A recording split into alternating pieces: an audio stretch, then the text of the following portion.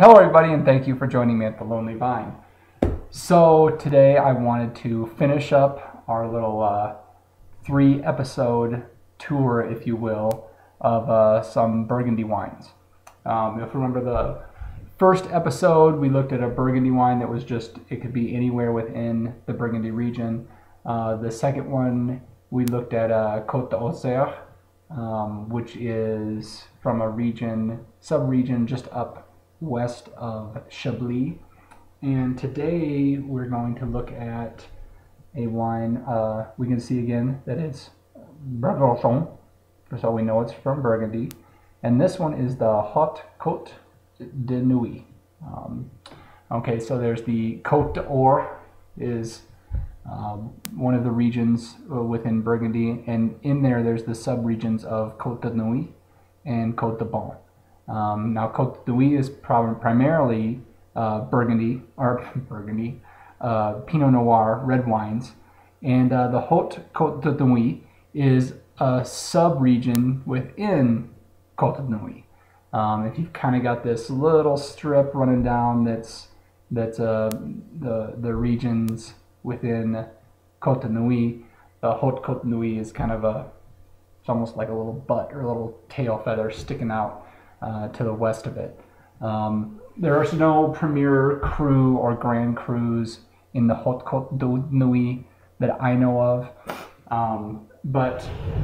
so it's just a little bit more focused on when you're looking at the wine at where the grapes are sourced from in the wine that you're buying. So this is a 2003.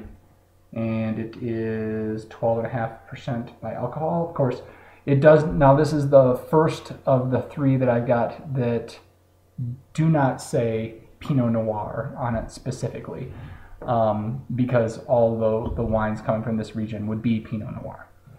So I guess they don't think they need to put it on there. Going to get right into it today.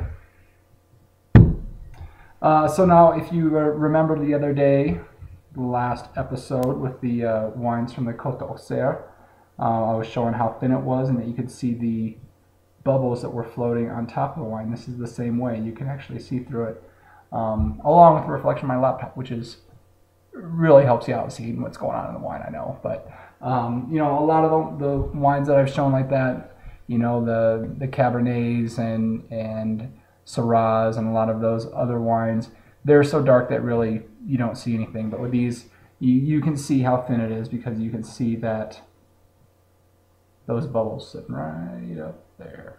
There they are. So yeah, pretty simple to see through.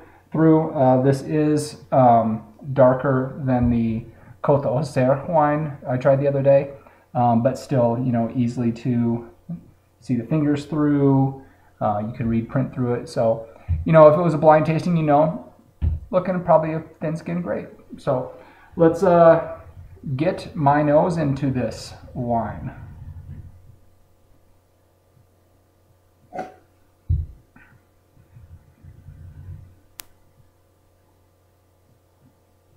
Okay, now I'm getting a sense of smoke for some reason. I don't know where that's coming from, but there's a smokiness to it. There's an earthiness to it. You know, there's a lushness to it, for lack of a better term.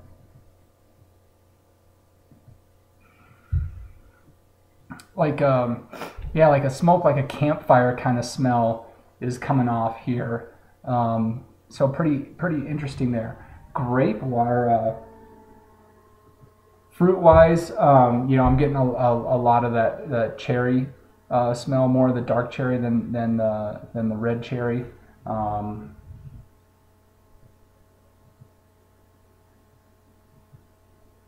Getting a little bit of that cranberry that I get out of these wines a lot. That's, you know, kind of what I associate the tartness with. That's coming through.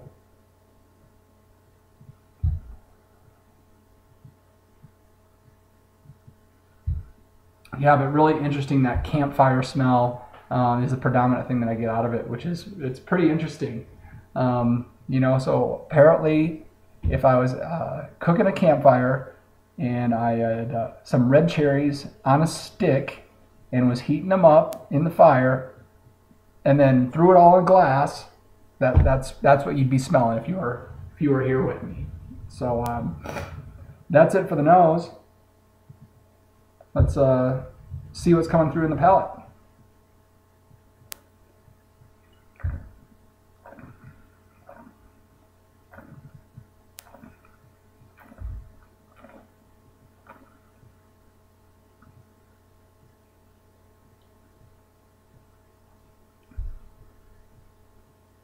Nice acidity good coming through, and there's, you know, I was saying how there was a lushness in the nose, and that lushness really comes through in the palate.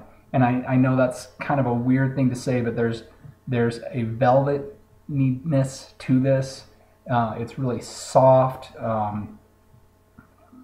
It's light, but yeah, there's this texture to it that's really light and velvety and soft, and it's really pleasant.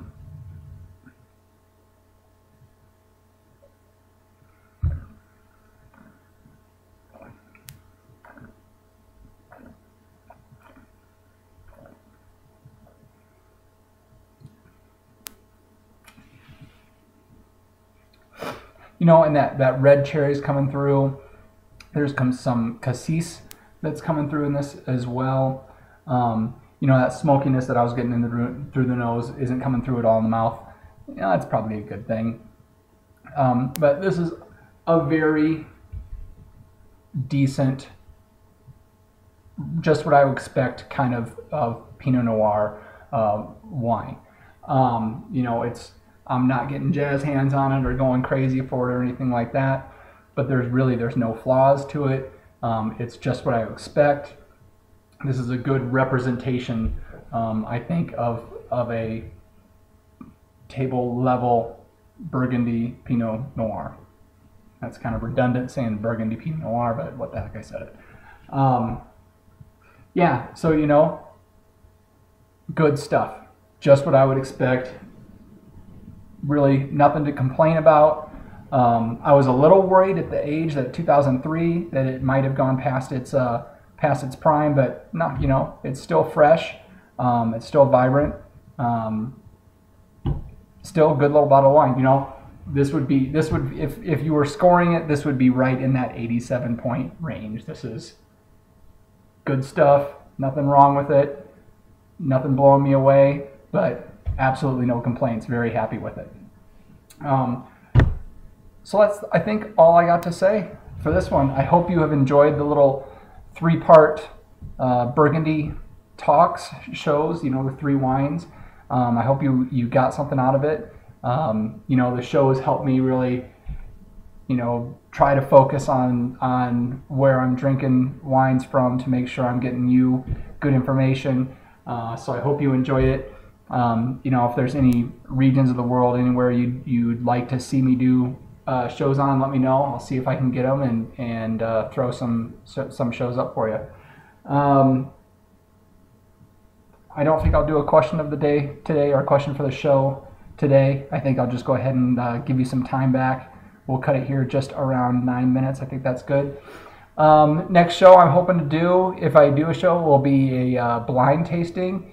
And there also, keep a heads up, there may be a contest coming up shortly. So free goodies, free wine stuff available. So make sure you're coming back to the Lonely Vine. So until next time, hope you have a great day, great night. Cheers.